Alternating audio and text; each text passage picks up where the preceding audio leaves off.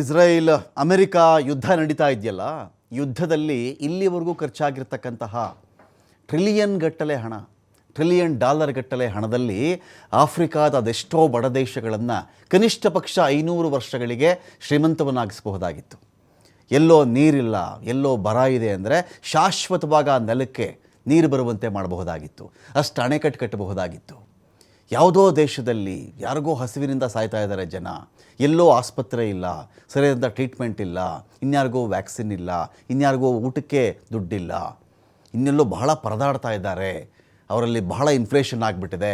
ಅಂಥ ದೇಶಗಳನ್ನು ಮಿನಿಮಮ್ 500 ವರ್ಷಗಳಿಗೆ ಸುಖವಾಗಿ ಇಡಬಹುದಾಗಿತ್ತು.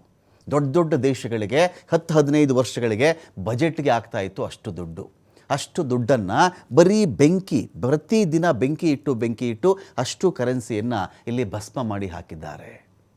ಹೇಳ್ಕೊಳ್ಳೋಕ್ಕೆ ಮನುಷ್ಯ ಬುದ್ಧಿವಂತ, ಅವನು ಬಹಳ ಜ್ಞಾನಿ, ತಿಳುವಳಿಕೆ ಉಳ್ಳವನು, ಪ್ರಾಣಿಗಳಿಗಿಂತ ಅವನು ಬಹಳ ಡಿಫ್ರೆಂಟು, ಪ್ರಾಣಿಗಳಿಗೆ ಬುದ್ಧಿ ಇಲ್ಲ, ಪ್ರಾಣಿಗಳಿಗೇನು ಗೊತ್ತಾಗಲ್ಲ. ಮನುಷ್ಯ ಮಾತಾಡ್ತಾನಲ್ಲ ಸಹಜವಾಗಿ, ಅದೇ ತಾನೇ ಮಾತಾಡೋದು. ಪ್ರಾಣಿಗಳಿಗೇನು ಗೊತ್ತಾಗತ್ತೆ ರೀ, ಅವಕ್ಕೇನು ಬಾಯಿ ಇದೆಯಾ ಅಂತಾನೆ. ಮನುಷ್ಯ ಬಾಯಿದ್ದು ದ ಸೋ ಕಾಲ್ಡ್ ಕೋಟ್ ಅನ್ಕೋಟ್ ಮೆದುಳಿದ್ದು ಏನು ಮಾಡ್ತಾ ಇದ್ದಾನೆ ಅಂದರೆ ಇನ್ನೊಬ್ಬ ಮನುಷ್ಯನನ್ನು ಸಾಯಿಸೋದ್ರಲ್ಲಿ ಬ್ಯುಸಿಯಾಗಿದ್ದಾನೆ. ಇನ್ನೊಬ್ಬನ ಭೂಮಿ, ಇನ್ನೊಬ್ಬನ ದುಡ್ಡು, ಇನ್ನೊಬ್ಬನ ತೈಲ, ಇನ್ನೊಬ್ಬನ ಜಾಗ, ಇದರಲ್ಲಿ ಮನುಷ್ಯನಿಗೆ ಆಸಕ್ತಿ. ಸುಟ್ಬಿಡೋಣ, ಅವ್ರ ಮನೆ ಬೆಂಕಿ ಹಚ್ಚಿಬಿಡೋಣ, ಅವ್ರ ಕಡೆಯವರಲ್ವಾ, ಆ ಧರ್ಮದವರಲ್ವಾ, ಈ ಜಾತಿಯವರಲ್ವಾ, ಸಾಯಿಸ್ಬಿಡೋಣ. ಅಸ್ತಿತ್ವವಾದ ಒಬ್ಬನದ್ದು, ವಿಸ್ತರಣವಾದ ಒಬ್ಬನದ್ದು, ಅಸ್ತಿತ್ವದ ಹೆಸರಲ್ಲಿಯೇ ವಿಸ್ತರಣವಾದ ಒಬ್ಬನದ್ದು. ನಮ್ಮ ಅಸ್ತಿತ್ವನೇ ಈ ಜಾಗ ಬಿಟ್ಟುಬಿಟ್ರೆ ನಾವು ಇನ್ನೆಲ್ಲಪ್ಪ ಹೋಗೋದು ಅಂತ ಹೇಳ್ಕೊಂಡು ಜಾಗ ಜಾಸ್ತಿ ಮಾಡ್ಕೊಳ್ಳೋಣ. ಒತ್ತುವರಿ ಮಾಡ್ಕೊಳ್ತಾರಲ್ಲ ಭೂಮಿಲಿ, ಜಮೀನಲ್ಲಿ ಒತ್ತುವರಿ ಮಾಡ್ಕೋತಾರಲ್ರಿ.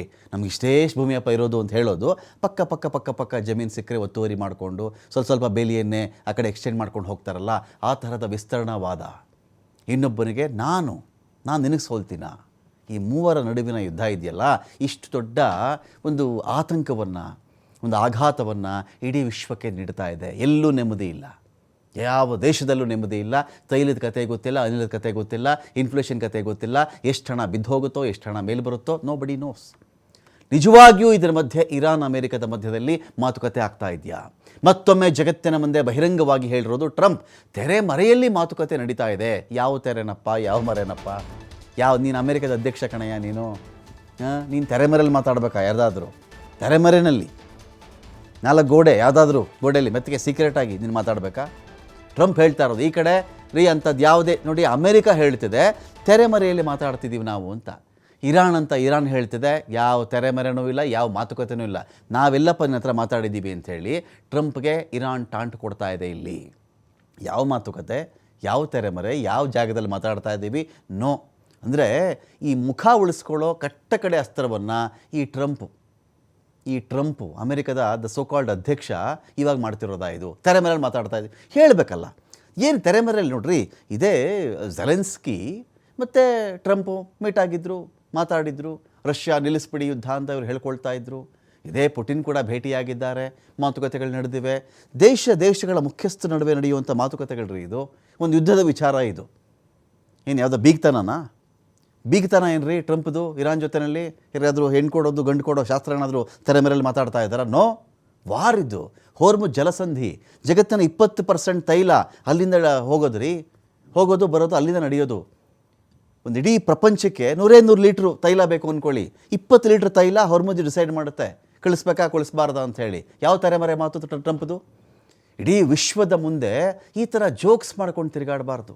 ಮುಖ ಉಳಿಸ್ಕೊಳ್ಳೋಕ್ಕೆ ಈ ಥರ ತುಂಬ ಕೆಳಮಟ್ಟದ ಟ್ರಿಕ್ಸ್ಗಳನ್ನು ಬಳಸಬಾರ್ದು. ಜಾಗತಿಕವಾಗಿ ಮರ್ಯಾದೆ ಹೋಗುತ್ತೆ ಟ್ರಂಪ್ಗೆ. ಇರಾನ್ ಹೇಳ್ತಿದೆ ನಾನು ಯಾವ ಮಾತುಕತೆ ನಡೆಸ್ತಿಲ್ಲ ಅಂತ ಹೇಳಿ. ಯುದ್ಧದಲ್ಲಿ ನಾನೇ ಗೆಲ್ಲೋದು ಅಂತ ಇರಾನ್ಗೆ ಇರ್ತಕ್ಕಂಥ ಕಾನ್ಫಿಡೆನ್ಸು. ಅಥವಾ ನಾನು ಗೆಲ್ಲಲ್ವಾ, ನಾನು ಅಮೆರಿಕವನ್ನು ಮುಳುಗಿಸ್ತೀನಿ, ಇಸ್ರೇಲನ್ನು ಮುಳುಗಿಸ್ತೀನಿ, ನಾನು ಮುಳುಗ್ತೀನಿ ಅಂತಾರೆ ಅವರು. ಇರಾನ್ನಲ್ಲಿ ಏನೂ ಉಳಿದಿಲ್ಲ ಇವತ್ತಿಗೆ, ಎಲ್ಲವನ್ನು ನಾಶ ಮಾಡಿ ಹಾಕಿದ್ದಾರೆ, ಏನೂ ಉಳಿದಿಲ್ಲ. ಇಸ್ರೇಲು ನಾಶ ಆಗ್ತಾ ಇದೆ, ಅಮೆರಿಕ ಸೈನಿಕರು ಸಾಯ್ತಾ ಇದ್ದಾರೆ, ಯಾರಿಗೇನು ಬಂದಿದ್ದಿಲ್ಲ. ಕಟ್ಟ ಕಡೆಗೊಮ್ಮೆ ಶಾಂತಿ ಮಾತುಕತೆ ಹೆಸರಲ್ಲಿ ಎಲ್ಲ ಮುಗಿದು ಹೋಗುತ್ತೆ. ಅವಾಗೊಂದು ಪ್ರಶ್ನೆ ಬರಲ್ವಾ ಸತ್ತೋಗಿರೋರ್ತಕ್ಕಂಥ ಮನೆಯಲ್ಲಿ? ಇಸ್ರೇಲಲ್ಲಾಗಲಿ, ಇದೇ ಅಮೆರಿಕದಲ್ಲಾಗಲಿ, ಇರಾನ್ನಲ್ಲಾಗಲಿ ಈ ಥರ ಶಾಂತಿ ಮಾತುಕತೆ 25-26 ದಿನಗಳಾದಮೇಲೆ ಆಡುವುದಿದ್ದರೆ ನಮ್ಮ ಮನೆಯಲ್ಲಿ ನಮ್ಮ ಅಣ್ಣನ ಯಾಕೆ ಸಾಯಿಸಿದ್ರಿ, ನಮ್ಮ ಅಪ್ಪನ ಯಾಕೆ ಕೊಂದ್ರಿ ನೀವು, ನನ್ನ ಮಗನ ಯಾಕೆ ಸಾಯಿಸ್ಬಿಟ್ರಿ, ಸಮುದ್ರದಲ್ಲಿ ಮುಳುಗಿಸಿ ಅವನನ್ನು ಸಾಯಿಸ್ಬಿಟ್ರಲ್ಲ, ಮಿಸೈಲ್ ಹೊಡೆದು ನನ್ನ ಮಗನ ಸಾಯಿಸ್ಬಿಟ್ರಲ್ಲ, ಅವನಿಗೊಂದು ಹೆಂಡತಿ 2 ಮಕ್ಕಳಿದ್ರು. ನನ್ನ ಅಪ್ಪ ಏನು ಮಾಡಿದರು ನಿಮಗೆ, ಈಗ ನಾನು ನನ್ನ ತಂಗಿ ಎಲ್ಲಿ ಹೋಗಬೇಕು?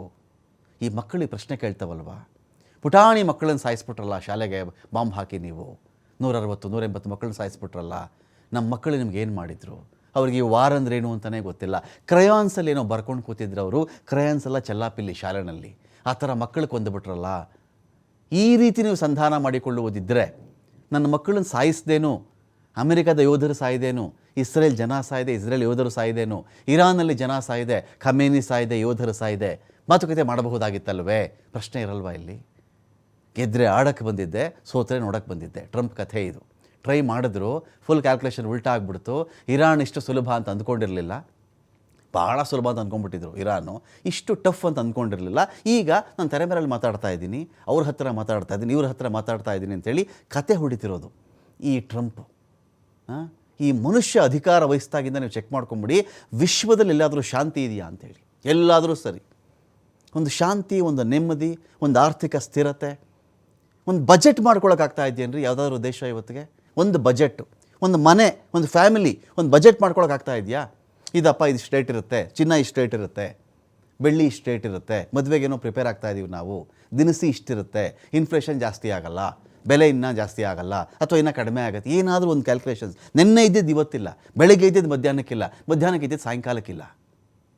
ಈ ಮನುಷ್ಯನ ಆಟ ಇದು. ಏನಿದರಲ್ಲಿ ಈ ವಿಕೃತ ವಿನೋದಗಳು? ಹಿಂಸಾ ವಿನೋದ ಅಲ್ವೇನ್ರಿ ಇದೆಲ್ಲ? ಒಬ್ಬರಿಗೆ ಹಿಂಸೆ ಕೊಟ್ಟು ವಿಘ್ನ ಸಂತೋಷ ಇವೆಲ್ಲವೂ ಕೂಡ. ಒಬ್ಬರನ್ನ ತೊಂದರೆಗೆ ಸಿಕ್ಕಾಕ್ಸಿ ಆನಂದ ಪಟ್ಕೊಳ್ಳೋದು, ಲಾಭ ಮಾಡ್ಕೊಳ್ಳೋದು ಅಂತ.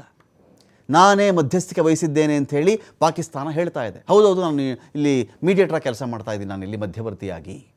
ನಿಜವಾಗಿಯೂ ಹಾಗಾದ್ರೆ ಆಗ್ತಿರೋದೇನು? ಮಾತುಕತೆ ಬಗ್ಗೆ ಇರಾನ್ ಬಹಿರಂಗವಾಗಿ ಹೇಳ್ಕೊಳ್ತಾನೆ ಇಲ್ವಾ, ಅಥವಾ ಮಾತುಕತೆ ನಡೀತಾ ಇಲ್ವಾ? ಇರಾನ್ ಕಂಡೀಷನ್ ಹೇಗೆ ಎಲ್ಲ ಕಳ್ಕೊಂಡಿದ್ದೀನಿ, ಇನ್ಯಾವ ಸೀಮೆ ಮಾತುಕತೆ ಈ ಮನುಷ್ಯನ ಜೊತೆಯಲ್ಲಿ?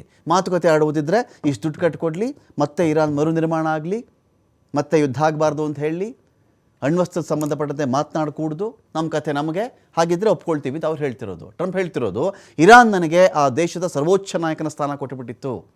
ಇರಾನ್ ನನಗೆ ಆ ದೇಶದ ಸರ್ವೋಚ್ಚ ನಾಯಕನ ಸ್ಥಾನ ಕೊಟ್ಟಿತ್ತು, ಅಯಾತುಲ್ಲಾ ಅಲಿ ಖಮೇನಿ ಸ್ಥಾನಕ್ಕಿಂತ ಮಿಗಿಲಾಗಿರೋ ಸ್ಥಾನ ಕೊಟ್ಟುಬಿಟ್ಟಿತ್ತು ಅಂತ ಹೇಳ್ತಾ ಇರೋದು ಟ್ರಂಪ್.